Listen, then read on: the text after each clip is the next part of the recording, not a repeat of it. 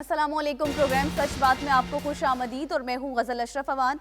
आज हम बात करेंगे कि सियासी मंजरनामे में एक कन्फ्यूजन जो है वो बढ़ गई है। एक तरफ मुज़ाकरात तो दूसरी जानिब हम देख रहे हैं दोनों जानिब से हुकूमत और अपोजिशन की जानिब से लफ्जी गोलाबारी जारी है।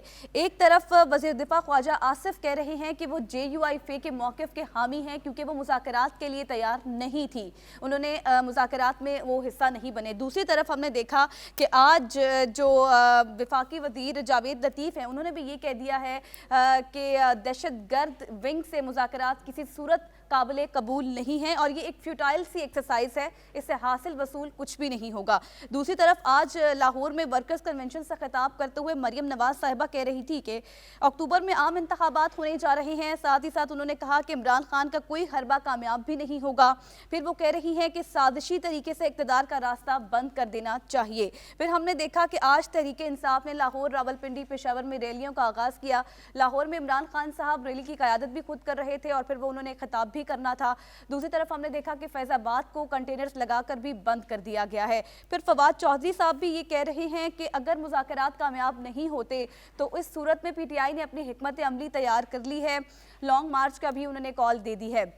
ऐसे में बुनियादी सवाल भी कुछ अपने पैनल के सामने इसी तरह रखेंगे। सबसे पहले अपने मेहमानों का तारुफ करवाऊं तो हमें ज्वाइन कर रहे हैं शुहेब शाहीन साहब, आप लॉ एक्सपर्ट हैं, सीनियर एनालिस्ट भी हैं।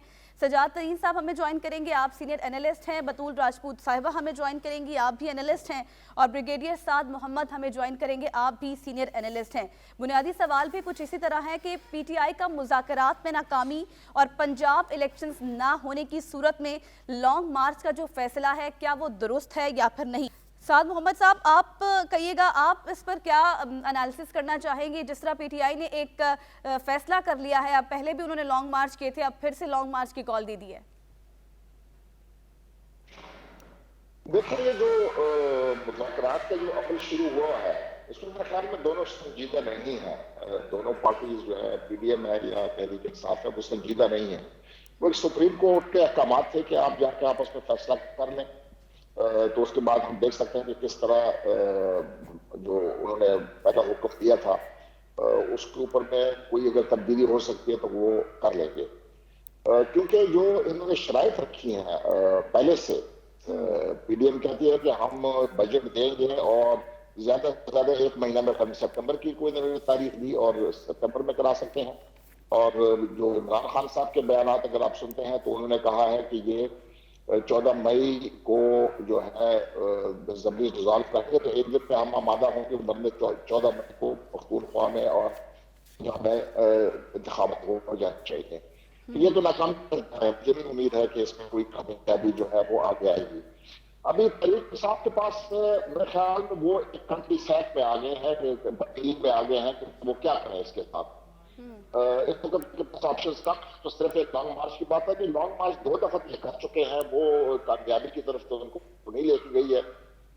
इस दफा वो लॉन्ग मार्च अगर कर भी लेंगे, मतलब है कि उसके लिए कोई मोबिलाइजेशन चाहिए होगी, कोई आगे से गर्मियां अभी सख्त आ रही हैं, तो इस गर्मी के मौसम में लॉन्ग मार्च किस तरह करेगा। अगर ये आगे अगस्त में जाते हैं तो फिर अक्टूबर में तो वैसे भी इंतखाबात हो जाएंगे। तो 4 माह में ये PTI वाले मेरे ख्याल में उनका जो मकसद है मेरे उसमें वो ये है कि वो एजिटेशन रखना चाहते हैं ताकि मुल्क को पॉलिटिकली अनस्टेबल रखें। और उसमें इस हुकूमत में अगर उन्होंने कोई कारकर्दगी दिखाने जो अभी तक उन्होंने नहीं दिखाई है तो उनको कारकर्दगी दिखाने नहीं देनी है।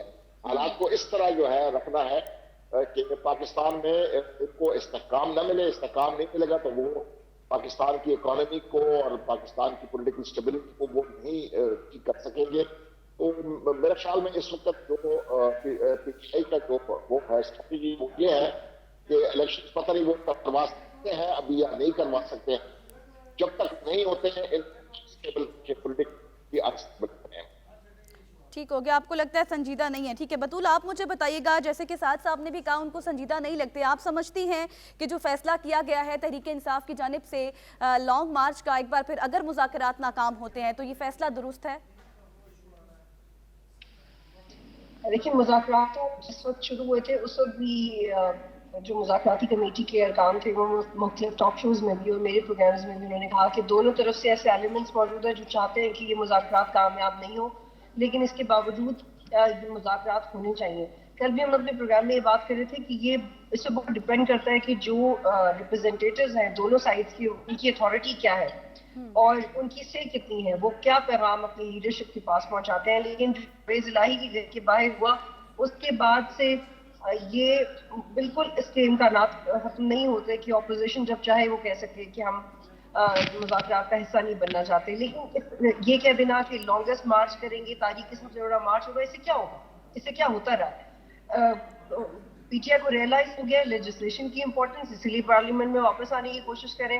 پی ٹی آئی کو ریئلائز ہوا ہے کہ بات چیت کتنا ضروری ہے, تو پھر بات بھی کر رہے ہیں. اور لیکن مسئلہ یہ ہے کہ اس میں جو حکومت کی زیادہ رسپانسبلٹی ہے, لیکن جس طرح کے اقدامات گورنمنٹ لے رہی ہے, میں اس میں زیادہ گورنمنٹ کو قصوروار ٹھہراؤں گی, اس سے آپ نہیں سمجھ سکتے کہ مذاکرات کامیاب ہوں گے. ٹھیک ہو گیا. ٹھیک ہے بطول, آپ سمجھتی ہیں کہ رسپانسبلٹی جو ہے وہ حکومت کی زیادہ ہے اور آپ نہیں سمجھتی. ترین صاحب, مجھے آپ بتائیے گا آپ کا اس پر کیا کامنٹ ہے. جیسے بطول نے بھی کہا کہ رسپانسبلٹی زیادہ جو ہے وہ حکومت کی بنتی ہے, آپ سمجھتے ہیں ایک بار پھر سے پی ٹی آئی نے لانگ مارچ کا فیصلہ کیا ہے, درست ہے؟ میری آواز آ رہی ہے آپ کو؟ جی جی سر, آ رہی ہے. دیکھیں میں آپ کو کروں, بات یہ جب مذاکرات ہوتے ہیں نا, مذاکرات دھمکیوں پہ نہیں ہوتے کہ جی اگر مذاکرات نہیں ہو تو ہم جو ہے وہ لانگ مارچ کرنا شروع کر دیں گے. یہ جو پی آئی والے ہیں یہ لانگ مارچ کی طرف دھمکیاں دے سکتے ہیں. ان کے لانگ مارچ تو پہلے بھی حکومت نے دیکھے ہوئے ہیں. کون سے لانگ مارچ انہوں نے کہا کہ کوئی حکومت گرا دی ہے, 25 لاکھ لے کے آئیں گے, 30 لاکھ لوگ لے کے آئیں گے, اس طرح مسائل حل نہیں ہوں گے. ان کے لانگ مارچ, یہ جو پی ٹی آئی ہے یہ کوئی مزاحمتی جماعت ہے, یہ کوئی مزاحمتی جماعت نہیں ہے, یہ مزاحمت نہیں کر سکتے لوگ. لیکن یہ جو دھمکی دے کے بات کرتے ہیں یہ اپنے مسائل کو الجھا رہے ہیں. میں یہ سمجھتا ہوں کہ مذاکرات چلنے چاہیے, حکومت کو بڑا دل کرنا چاہیے, لیکن اپوزیشن کو بھی بڑا دل کرنا چاہیے اور بیٹھ کے ٹیبل نہیں چھوڑنا چاہیے, ٹیبل پہ مذاکرات کرنے چاہیے. اگر پہلے ہی آپ دھمکیاں دینا شروع کر دیں گے تو نتائج کیسے نکلیں گے؟ آپ نے 2-3 لوگوں کے نام لیے کہ خواجہ آصف صاحب نے کہا, جاوید لطیف, یہ جو سیکنڈ لیڈرشپ یہ بات کرتی رہتی ہے. چودھری اعتزاز احسن صاحب کیا کچھ نہیں کہتے نون لیگ کے بارے میں, کیا پیپلز پارٹی نے اتحاد چھوڑ دیا ہے؟ فیصلہ بڑی لیڈرشپ کرتی ہے. میں یہ سمجھتا ہوں یہ جو مذاکرات ہیں ان کی صفاقت بڑی لیڈرشپ کے پاس جائے گی اور بڑی لیڈرشپ فیصلہ کرے گی. لیکن پی ٹی آئی اگر پہلے یہ کہنا شروع کر دے گی کہ جی ہم لانگ مارچ کرنا شروع کر دیں گے, بھائی لانگ مارچ تو پہلے آپ نے کیا, پہلے کیا کر لیا اس حکومت کا, اور پاکستان میں لانگ مارچ سے کون سی حکومتیں گرتی ہیں؟ تو مسائل بہت زیادہ ہیں, ان کو ٹیبل پر بیٹھ کے حل کرنا چاہیے. ٹھیک ہے, ٹیبل ٹاک ہونی چاہیے. ٹھیک ہے شعیب شاہین صاحب, مجھے آپ بتائیے گا, اب دیر از اے پاسبلٹی کہ جو مذاکرات ہیں وہ ناکام ہوتے ہیں, تو بعض تجزیہ کاروں کی یہ بھی رائے ہے کہ فیصلہ آئے گا اور ہو سکتا ہے سپریم کورٹ کا, اور وہ فیصلہ خلاف آئے گا.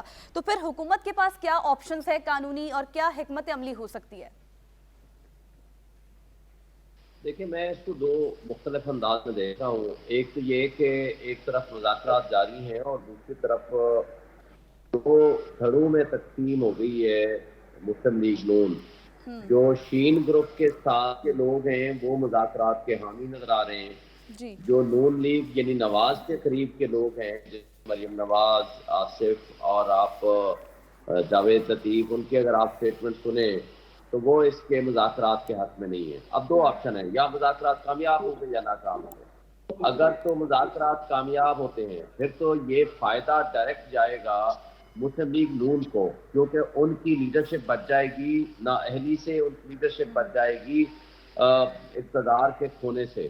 اور اسی طرح اس کا جو ایک آسپیکٹ اور ہے, اس بات کا بھی امکان ہو سکتا ہے کہ مسلم لیگ نون کے جو اوریجنل نون گروپ کے جو دھڑے ہیں وہ یہ چاہتے ہوں کہ شہباز شریف صاحب نااہل ہو جائیں, اور اس کے 2 فائدے ہوں گے. ایک یہ ہے کہ مریم نواز کو اس کی لیڈرشپ مل جائے, اور دوسرا فائدہ یہ ہوگا کہ ان کو ایک سیاسی قیادت مل جائے. جبکہ چین گروپ کے لوگ شاید یہ چاہتے ہوں کہ مذاکرات کامیاب ہو جائیں. اس لیے اب 2 آپشن ہیں. سپریم کورٹ اب یہ تو ہو نہیں سکتا کہ وہ یہ کہہ دے کہ ٹھیک ہے مذاکرات بھی کامیاب نہیں ہوئے اور ہم چپ کر کے گھر میں بیٹھے ہوئے ہیں, ہم اپنی ججمنٹ کو امپلیمنٹ نہیں کرائیں گے, اور ہمارا کوئی ہم نہیں نہ تو کنٹمپٹ آف کورٹ نوٹس جاری کریں گے نہ ہی ان کو ہم نااہل کریں گے. ظاہر ہے یہ تو ہو نہیں سکتا. دوسرا الٹرنیٹیولی یہی آپشن اویلیبل ہے کورٹ کے پاس کہ وہ ان کے خلاف ایکشن لے, اور ایکشن سب سے امپورٹنٹ جو ہے وہ کنٹمپٹ آف کورٹ ہی بنتا ہے. تو جو چیف ایگزیکٹو ہے وہیں سے سٹارٹ ہوگا, کیبنٹ تک آئے گا میٹر اور آگے چلے گا. تو اس لیے یہ 2-3 دن اگلا جو اسپیشلی کل کا جو دن ہے وہ بہت اہم ہے. لیکن اس کے ساتھ اگر کوئی اور چیز ایک اور آسپیکٹ بھی اگر آپ مد نظر رکھیں, یعنی جس دن مذاکرات ہو رہے ہیں اسی رات کو پرویز الہی کے گھر میں دھاوا بولا جاتا ہے, اور جس طرح اور جس انداز میں دھاوا بولا جاتا ہے وہ بڑا اہم ہے. یعنی لیکن حکومت کہہ رہی ہے کہ اس کو اس بات کا علم ہی نہیں ہے. حکومت کہتی ہے سر کہ ان کو اس بات کا علم نہیں ہے. میں وہی کہہ رہا ہوں نا, 8 گھنٹے تک نہ وفاقی حکومت کو اس کا علم ہوا, نہ تو انٹرم سیٹ اپ کو اس کا علم ہوا. تو پھر تو وہ جو کیا کہتے ہیں اور لائن کٹ گئی کی طرف جانا پڑے گا کہ 77 میں جب مذاکرات ان کے کامیاب ہو گئے تھے اس وقت کیا فیصلہ ہوا تھا اور بات کو مارشل لا لگ گیا تھا. تو ہمیں اس طرف بھی پھر سوچنا پڑے گا کہ کون لوگ مذاکرات کے حامی نہیں ہیں, کون نہیں چاہتے کہ مذاکرات ہوں اور کون چاہتے ہیں کہ مذاکرات نہ ہوں. میرا خیال ہے کہ یہ ایک بڑا کٹھن مرحلہ ہے اور کل اس کا حتمی نتیجہ کل یا پرسوں تک آ جائے گا, اور اس کے بعد برڈن جو ہے وہ کورٹ کی طرف چلا جائے گا کہ کورٹ اس کو آپ کس انداز میں دیکھی ہے. اور جس کا زیادہ امکان یہی ہے کہ اس میں ظاہر دونوں طرف سے پریشرائزنگ ٹیکٹکس ہیں. مولانا عبد الرحمان کو ایک سائڈ پہ بٹھایا ہوا ہے اتحادی جماعتوں نے کہ تاکہ اگر کوئی ایسا مرحلہ آ جائے تو ہم اس کا بہانہ کر کے کہیں کہ جی ہم اس مذاکرات کو کامیاب نہیں کر سکتے. اور اگر دوسری طرف ظاہر پی ٹی آئی نے بھی اپنا سٹانس رکھنا ہے, اور پی ٹی آئی دیکھیں ایک طرح سے بینیفیشری ہے لیکن وہ سنجیدہ بھی ہے. بینیفیشری ہے, ججمنٹ اس کے حق میں آئی ہوئی ہے, لیکن وہ ججمنٹ سے اپنے حق میں آئے جانے والے فیصلے سے اپنے آپ کو وہ بریء ذمہ کرنے کو تیار ہیں بشرطے کہ الیکشنز ان کو 2 مہینے کے اندر اندر مل جائے. ٹھیک ہو گیا. آپ سمجھتے ہیں کہ نون لیگ کو الٹیمیٹلی فائدہ ہوگا جبکہ پی ٹی آئی سنجیدہ ہے. آپ کا پوائنٹ آ گیا. آج ہم نے کچھ سوال بھی پہلے راؤنڈ کا جو تھا وہ کچھ اس طرح کریٹ کیا تھا سوشل میڈیا پر کہ کیا پی ٹی آئی کا مذاکرات کی ناکامی اور پنجاب الیکشنز نہ ہونے کی صورت میں لانگ مارچ کا جو فیصلہ ہے وہ درست ہے یا پھر نہیں. اینالسٹ کی رائے آپ نے جانی, لیکن جو رائے ہمیں سوشل میڈیا سے حاصل ہوئی ہے اس میں ہاں میں جواب 75% اور جبکہ نہیں میں جواب 25% آیا ہے. اسی کے ساتھ مجھے بریک کا کہا جا رہا ہے. بریک کے بعد دوبارہ حاضر ہوں گے اور اگلے راؤنڈ کی جانب بڑھیں گے. ساتھ رہیے گا.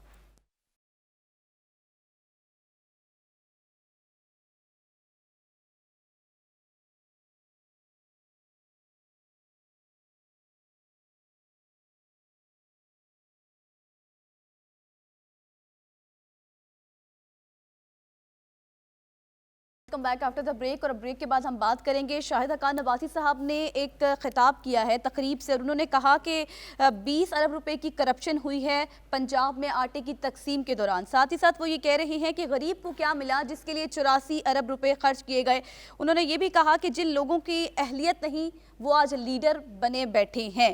ساتھ ہی ساتھ پھر مریم اورنگزیب صاحبہ نے اس بیان کو مسترد کر دیا اور انہوں نے کہا کہ جو آٹا تقسیم کیا گیا تھا پنجاب میں اس کی باقاعدہ خود وزیر اعظم صاحب نے نگرانی کی ہے اور وہ شفافیت اور ایمانداری سے آٹا تقسیم کیا گیا ہے. ایسے میں بنیادی سوال بھی کچھ اسی طرح ہے, مہمانوں کے سامنے رکھیں گے کہ بطول آپ مجھے بتائیے گا کہ جس طرح شاہد حقان عباسی صاحب نے یہ الزام لگایا ہے اور پھر مریم اورنگزیب صاحبہ نے اس کو مسترد کر دیا ہے, آپ کو لگتا ہے کہ اس کا کوئی ثبوت دینا چاہیے شاہد حقان عباسی کو؟ دیکھیں میرے خیال ہے اس کا کوئی ثبوت نہ بھی ہو حقان عباسی کے پاس اور ان کے پاس کوئی انفارمیشن ہو یا کوئی ایسی بات ہو جس کو وہ اس قابل سمجھتے ہوں کہ وہ پبلکلی یہ بات کہیں, تو اس کو فار گرانٹڈ لینا ہی نہیں چاہیے گورنمنٹ کو. اس کی 2 وجوہات ہیں کہ وہ کسی ریگولر شہری کی طرف سے اتنی بڑی بات نہیں آ رہی ہے. وہ سابق وزیر اعظم رہے ہیں, نون لیگ میں لیڈرشپ کے بہت قریب رہے ہیں, اور ریسنٹلی وہ ایک ایسی آواز رہے ہیں جو کہ نون لیگ کی پالیسیز کے خلاف انہوں نے بڑا ڈیسنٹلی بات کی ہے. تو وہ اس وقت ایک ایسا فیکٹر ہے نون لیگ میں جن کی بات کو بالکل بھی فار گرانٹڈ نہیں لیا جا سکتا. میرا خیال ہے کہ شہباز شریف صاحب کو خود سے ہی یہ قدم اٹھانا چاہیے کہ وہ اس میں کام کریں, اس کو دیکھیں, حقان عباسی صاحب سے مزید پوچھیں یا اس کو ڈگ کریں. اس کو لائٹ نہیں لینا چاہیے کیونکہ یہ ایک میرا خیال ہے یہ ایک کریڈیبل انسان کی طرف سے آ رہی ہے. اس کی کریڈیبلٹی کو اس لیے ڈاؤٹ نہیں کر سکتے کہ وہ نون لیگ کے اندر سے ہی ہے, سابق وزیر اعظم رہا ہے اور سیاسی طور پہ اپنی لیڈرشپ کے مخالفین سے بھی رہا ہے ریسنٹلی. تو اس پہ ضرور انکوائری بھی ہونی چاہیے, لیکن مجھے امید ہے کہ شہباز شریف صاحب اتنے پروفیشنل ہیں کہ وہ اس پہ خود بات چیت شروع کریں. ٹھیک ہے, بات چیت کرنی چاہیے اور انکوائری ہونی چاہیے. شہیب شاہین صاحب, آپ کیا سمجھتے ہیں کہ جو نیب کو تحقیقات کرنی چاہیے اس حوالے سے؟ साथ साहब मुझे आप बताइएगा कि आप समझते हैं इस हवाले से नैब की तहकीकात करनी चाहिए जो शाहिद हकान अब्बासी साहब कह रहे हैं कि 20 अरब रुपए की करप्शन हुई है? ठीक है बतूल, मुझे आप बताइएगा कि अब जैसे कि ये सारे मामलात तो एक तरफ हैं, मुज़ाकरात भी चल रहे हैं, शाहिद हकान अब्बासी ने भी इस तरह की बात कर दी है, आप समझती हैं कि नून लीग में कोई दड़ेबंदी हो गई है? एक तरफ मुज़ाकरात भी चल रहे हैं, फिर साथ ही साथ ये मामलात। देखिए, मैं ख्याल है धड़ेबंदी लफ्ज इस्तेमाल करना तो शायद सियासी तौर पे इतना मौजू नहीं होगा, लेकिन हमने ऐसे लोगों को आते हुए देखा है स्क्रीन पे नून लीग के अंदर से ही, जो कि इख्तलाफ रखते हैं मरियम नवाज और नवाज शरीफ की और शहबाज शरीफ की जो भी सियासी उनकी पॉलिसीज रही हैं। खास तौर पे हमने एक बड़ा कॉन्फिडेंट और क्लियर वॉइस देखा है नून लीग के अंदर से, चाहे वो मिस्टर इस्माइल की सूरत में हो या इसहाक डार साहब की सूरत में हो, या वो नून लीग के लोग जो ऑफ द रेकॉर्ड बात करते हैं। जब से मरियम नवाज साहिबा और चीफ ऑर्गेनाइजर बनी है, इवन जब चौधरी निसार साहब भी 2018 में नून लीग से अलहदा हुए थे, तो ऑफ द रेकॉर्ड यही हमें पता लगता था कि वो इस बात से बिल्कुल खुश नहीं है कि उनके सामने एक ऐसे शख्स को उनका बॉस बनाया जाए या आने वाले वक्त में ऐसी पोजीशन दी जाए जिनका सियासी एक्सपीरियंस उनके मुकाबले में बहुत कम हो, और मैं मरियम नवाज की बात कर रही हूँ। तो मुझे मेरे लिए बहुत इंटरेस्टिंग होगा देखना कि नवाज शरीफ इस चीज़ को कैसे हैंडल करते हैं। नून लीग ने गलती की थी जब पहले भी पंजाब में रन ऑफ इलेक्शंस हुए तो बार बार हमजा शहबाज के लिए फाइट करना, फ्लोर के ऊपर भी और कोर्ट के अंदर भी। तो उस वक्त भी आदम एतमाद के बाद भी नून लीग को चाहिए था कि वो किसी और को लेके आते, ताकि ये तासुर गलत होता कि वो एक खानदान की सियासत नहीं करना चाहते, लेकिन उन्होंने वो जो एक शॉर्ट टर्म का सियासी मौका था उसको भी नहीं जाने दिया। अगर 8 या 10 महीने की गवर्नमेंट उनको करने का मौका मिल भी रहा था तो जाने नहीं दिया। तो धड़ेबंदी तो नहीं है, लेकिन मुझे लगता है कि अब नून लीग के जो नजरियाती कारकुन है वो लीडरशिप इससे नाराज है। ठीक होगा। शुहेब साहब, आप मुझे बताइएगा, जिस तरह शाहिद हकान अब्बासी साहब कह रहे हैं कि 20 अरब रुपए की करप्शन हुई है पंजाब में आटे की तकसीम के दौरान, उन्होंने कहा है कि गरीब को क्या मिला, 84 अरब रुपए खर्च किए गए। आप समझते हैं कि नैब को इस हवाले से तहकीकात करनी चाहिए?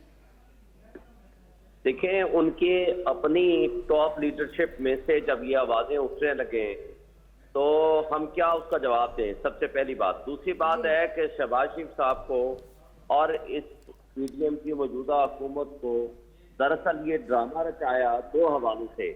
एक ये कि इसमें करप्शन हो सके, और दूसरी ये कि लोगों में और पब्लिक में ये शो कर सके कि हमने गरीबों का बड़ा साथ दिया और बड़ा ख्याल रखा है।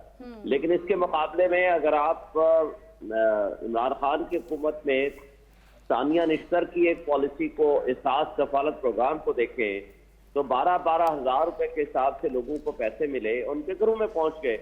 लेकिन अगर एक थैले की कीमत 650 रुपए जो इन्होंने रखी थी, अगर एक बंदे को 2 देने हैं या 3 भी देने हैं तो इसकी कीमत मैक्सिमम 2000 रुपए हुई। तो ये 2000 रुपए आप बेनजीर इनकम सपोर्ट के जरिए या आप इस तरह एहसास कफालत प्रोग्राम के जरिए, क्योंकि ये गवर्नमेंट ऑफ पाकिस्तान के प्रोग्राम हैं ये और थे, तो इनके जरिए आप लोगों के घरों में उनको पहुंचा देते। उनकी मर्जी वो आटा लेते, उनकी मर्जी वो घर की दीगर जरूरियात लेते। आपने इसका नुकसान ये हुआ कि पूरी दुनिया ने हमारी पाकिस्तानी कौम को भिखारियों की तरह रुलते, जलील होते और धक्के खाते देखा, और कई लोग बेचारे फौत हो गए इस धक्कम पेल में। और उसके अलावा जो पर्पस सामने अब आया है वो है उनकी करप्शन। मेरा ख्याल है कि ये सारी चीजें वाजे करती हैं इनकी बदनीयती को, इनके इस अंदाज को जो इस वक्त गवर्नेंस कर रहे हैं। और तमाम पोलिटिकल पार्टीज ये कहते हैं ना कि कौमी हुकूमत बनानी चाहिए जी। ये अगर कौमी हुकूमत है, इमरान खान के अलावा सारी पार्टीज हैं, अगर ये इनकी गवर्नेंस है कि जो उनके शाहिद खाकान अब्बासी साहब, उनके वन ऑफ दी साबिक प्राइम मिनिस्टर, उनके टॉप लीडरशिप का अगर एक शख्स उसके कह रहा है तो he has some evidence.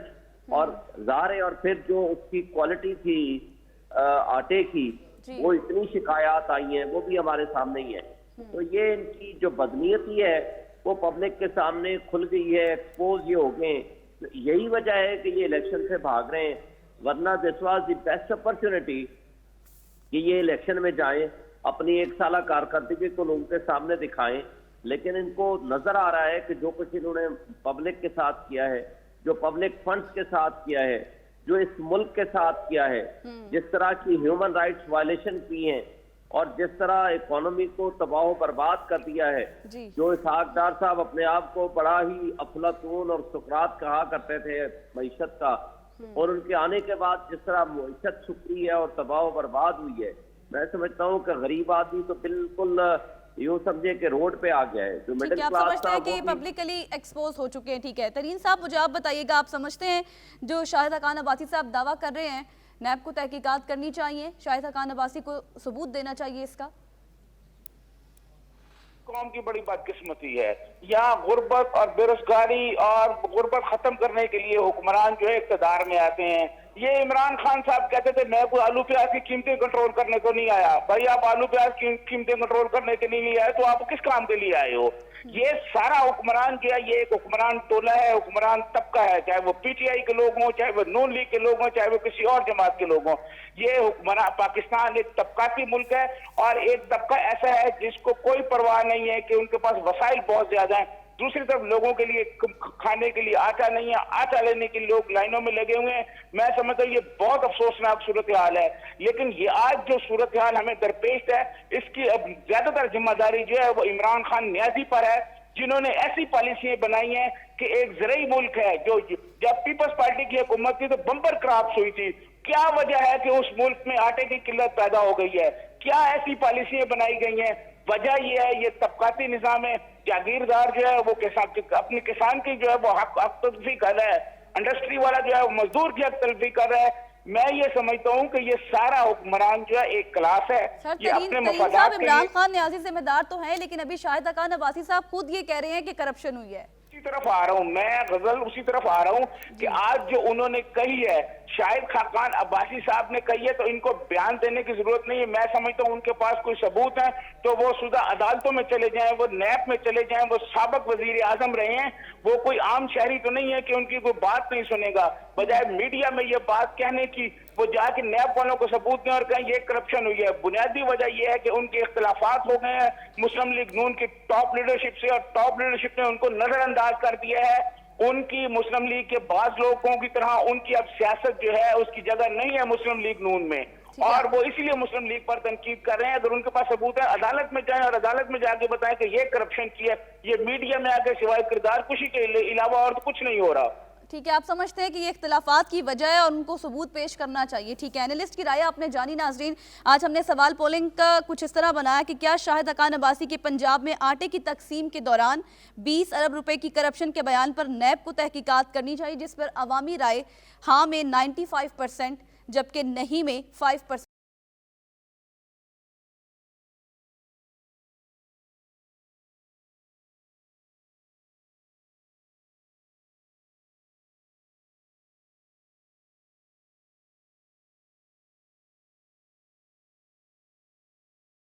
Welcome back after the break. اور اب ہم بات کریں گے کہ آج 1 مئی ہے، مزدوروں کا عالمی دن منایا جا رہا ہے دنیا بھر میں، لیکن ان کی اہمیت کو اجاگر کرنے کے لیے. لیکن ہم نے دیکھا کہ مزدور طبقہ جو ہے اس کو اس دن کی اہمیت کے حوالے سے پتہ ہی نہیں ہے. وہ آج بھی اپنے بچوں کا پیٹ پالنے کے لیے سڑکوں پر آس لگائے بیٹھے ہیں. اس کے ساتھ ساتھ آج جب مریم نواز صاحبہ خطاب کر رہی تھی تو انہوں نے کہا کہ 2 روپے کی روٹی آج 25 روپے کی ہو گئی ہے تو ذمہ دار کون ہے. پھر وہ کہتی ہیں کہ نواز شریف کی قیادت میں مزدور براہ راست مستفید ہوا ہے. ایسے میں بنیادی سوال بھی اپنے پینل کے سامنے ایسے ہی رکھیں گے. ساتھ ساتھ مجھے آپ بتائیے گا کہ مزدوروں کا آج عالمی دن ہے، پاکستان میں مزدوروں کی اجرت، ان کی سیکیورٹی، اولڈ ایج فنڈز جیسے بنیادی حقوق کیا ان کو حاصل بھی ہیں؟ میرے خیال میں بہت یہ افسوس کی بات ہے کہ پاکستان میں یہ دن جو ہے انٹرنیشنل لیبر ڈے یا یہ علامتی طور پہ منایا جاتا ہے، اور وہ اس لیے ہے کہ پاکستان میں جو ایلیٹ ہے، جو اشرافیہ ہے، اس کا ایک گروپ جو ہے اولیگارکی بنی ہوئی ہے اور اس نے اقتدار پر قبضہ کیا ہوا ہے. اور ان لوگوں نے جو ہے ساری مراعات، جو ریاست کی جتنی بھی مراعات ہیں وہ انہوں نے اپنی طرف کر دی ہیں. وہ ایک اس میں ایک ببل میں رہتے ہیں اور باقی ملک کے ساتھ ان کا کوئی تعلق نہیں ہے. آپ اس سے اندازہ لگائیں کہ ایک بڑے آرگنائزیشن اگر ہے اس کا جو ہیڈ ہے یا اس کا جو سربراہ ہے وہ تقریباً 18-20 لاکھ 30 لاکھ روپے تک تنخواہ لیتا ہے، اور اس کا جو وہاں پر چپراسی ہے جو اس کا پیون ہے وہ 25 لیتا ہے یا 20,000 روپے لیتا ہے۔ پینشنز آپ دیکھ لیں، کئی لوگوں کی پینشنز جو ہے وہ تقریباً 10-10 لاکھ روپے کے برابر ہیں، لیکن دوسری سائڈ پہ آپ دیکھیں مزدور جو ہے وہ 20,000 18,000 روپے وہ کماتا ہے۔ تو اس میں یہ کہاں کا انصاف ہے؟ یہ ایک غیر منصفانہ نظام ہے جو اس ملک میں ہے، صرف لپ سروس کی جاتی ہے اس کے مزدوروں کے لیے۔ آج مزدور کام کر رہے تھے کیونکہ ان کو پتا ہے کہ اگر وہ کام نہیں کرے گے تو شام کو روٹی گھر پہ نہیں ہوگی، تو آج تو سارے مزدور کام کر رہے تھے۔ میرے گرد و نواح میں نے یہاں پر دیکھا ہے جو کنسٹرکشن وغیرہ ہو رہی ہے، سارے مزدور کام کر رہے تھے۔ تو یہ میرے خیال میں ایسی ایک ہم نے ایک دن بنایا ہوا ہے، اس کے بعد چھٹی بھی کر لیتے ہیں، تقریریں بھی کر لیتے ہیں، لیکن پاکستان میں جو مزدور ہے، جو غریب طبقہ ہے، اس کے لیے کوئی مراعات نہیں ہے، اس کے لیے کوئی سہولیات نہیں ہے، نہ اس کی صحت کی طرف توجہ دی جاتی ہے، کوئی نہ پلان اس کے بھی ہے بچوں کے۔ حکومت کا، کوئی اسٹریٹجی بھی ہے حکومت کی اس حوالے سے؟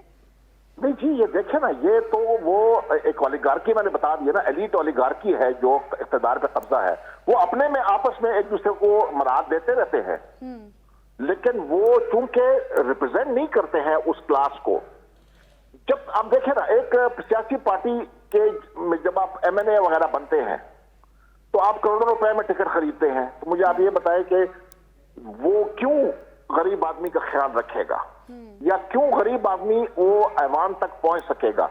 تو یہ جس کے پاس پیسہ ہے وہی اقتدار پہ قابض رہے گا، وہ اپنے آپ کو مراعات جو ہے وہ دن بدن بڑھاتا جائے گا، اور مزدور کی طرف یا غریب آدمی کی طرف اس کا کوئی نہیں ہوگا۔ جب تک غریب کی ریپرزنٹیشن نہیں ہوگی جہاں پر حکومت ہے، حکومت کے اندر اگر غریب کی اور مزدور کی ریپرزنٹیشن نہیں ہوگی، یہ سسٹم ٹھیک نہیں ہو سکتا ہے۔ کوئی پارٹی بھی، جتنی مرضی بھی آپ پارٹیاں لے لیں، اس کے اندر سارے جو ہیں یہ ایلیٹ گھسے ہوئے ہیں، یہ اشرافیہ جس کو ہم کہتے ہیں وہ بیچ میں گھسے ہوئے ہیں، انہوں نے اس کے اوپر قبضے کیے ہوئے ہیں، اور اس طرح پاکستان کی جو پورا حکومتی نظام ہے اس کے اوپر ایلیٹ کا قبضہ ہے۔ آپ کیا سمجھتے ہیں کیا اقدامات ہونے چاہیے؟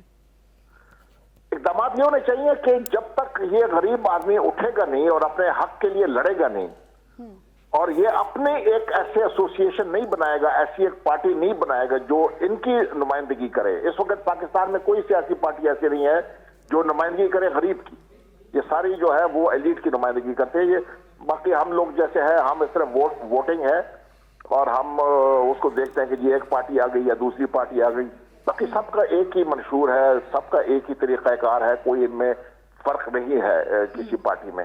تو جب تک غریب کو ریپرزنٹیشن نہیں ملے گی، یا وہ اپنی پارٹی بنائے یا وہ سٹرگل کرے، کلاس سٹرگل ہوگا تاکہ وہ اقتدار کے ایوانوں تک پہنچ سکے۔ جب وہ اقتدار کے اوپر پہنچے گا تو تب جا کے وہ غریب آدمی کے لیے کچھ کر سکے گا، ورنہ یہ سسٹم اس طرح چلتا رہے گا۔ ٹھیک ہے سر، لیکن آج کا دن جیسے ہم منا رہے ہیں، آپ کو جیسے ہم ایک چھٹی ہے، سال بعد یہ چھٹی آتی ہے، سب لوگ مناتے ہیں، مقابلے ہوتے ہیں، ٹیبلز ہوتے ہیں، لیکن مزدور آج بھی اپنے کام پر ہے۔ ایک دن کی چھٹی سے آپ سمجھتے ہیں ان کے مسائل حل ہو جائیں گے؟ نہیں، اس نے تو چھٹی نہیں کی نا، جس کے لیے آپ دن منا رہے ہیں، جس آدمی کے لیے آپ دن منا رہے ہیں، اس نے تو چھٹی نہیں کی۔ چھٹیاں بھی اشرافیہ نے کی ہے، ایلیٹ نے چھٹی کی ہے۔ وہ چلا جاتا ہے، 2-3 تقاریر ادھر کر دیتا ہے، ادھر کر دیتا ہے، ایئر کنڈیشن گاڑی میں جاتا ہے، ایئر کنڈیشن کمرے میں جاتا ہے، ادھر 2-3 تقاریر کرتا ہے، اور وہ سمجھتا ہے کہ میں نے اپنا کام جو ہے وہ کر دیے۔ وہ جس کو چھٹی چاہیے وہ تو ابھی تک کام کر رہا ہے۔ وہ مطلب ہے کہ مجھے آپ یہ بتائیں نا، میں تو ادھر دیکھ رہا ہوں سارے مزدور جو ہے وہ تو آج کام کر رہے تھے، جو کام جن کو روزگار نہیں تھا وہ کام کی تلاش میں بیٹھے ہوئے تھے۔ تو حکومت نے کیا کیا ہے؟ ٹھیک، مجھے آپ یہ بتائیں نا، اس کے پاس کوئی ٹھیک ہے، آپ سمجھتے ہیں کہ کوئی، آپ سمجھتے ہیں کوئی منصوبہ بندی نہیں ہے۔ بطول، آپ مجھے بتائیے گا، کوئی کمنٹ کیجئے گا اس حوالے سے۔ آج عالمی دن منایا جا رہا ہے، آپ سمجھتی ہیں کہ مزدوروں کو ویسے حقوق ہیں جیسے ان کو ملنے چاہیے؟ دیکھیں، اب تو ملک کی حالت ہوگی کہ مزدور کیا مڈل کلاس کو بھی وہ حقوق حاصل نہیں رہے۔ آپ کی پرچیزنگ پاور اتنی کم ہوگی، آپ کی انفلیشن 34% پہ چلے گی، آپ کو $34 بلین مزید قرضے دینے، پیسے دے کے آپ نے مزید ان پیسوں سے قرضے ہی واپس کرنے ہیں۔ تو یہ جو 22-23 ہزار روپے جو ڈیلی ویجز ہم نے رکھی بھی ہے، اس میں لوگ اگر اتنے خوش ہوتے تو اپنے بچوں کو نہروں میں نہ پھینک رہے ہوتے۔ تو میرا خیال ہے کہ لیبر طبقے کی کوئی رسپیکٹ اور کوئی حقوق نہیں ہے پاکستان کے اندر۔ ठीक हो गया। ठीक है बतूल, आपका पॉइंट भी आ गया। आज कुछ सवाल हमने इस तरह क्रिएट किया था सोशल मीडिया पर, मजदूरों का आलमी दिन, क्या पाकिस्तान में मजदूरों को उजरत, सिक्योरिटी, ओल्ड एज फंड जैसे बुनियादी हुकूक हासिल हैं?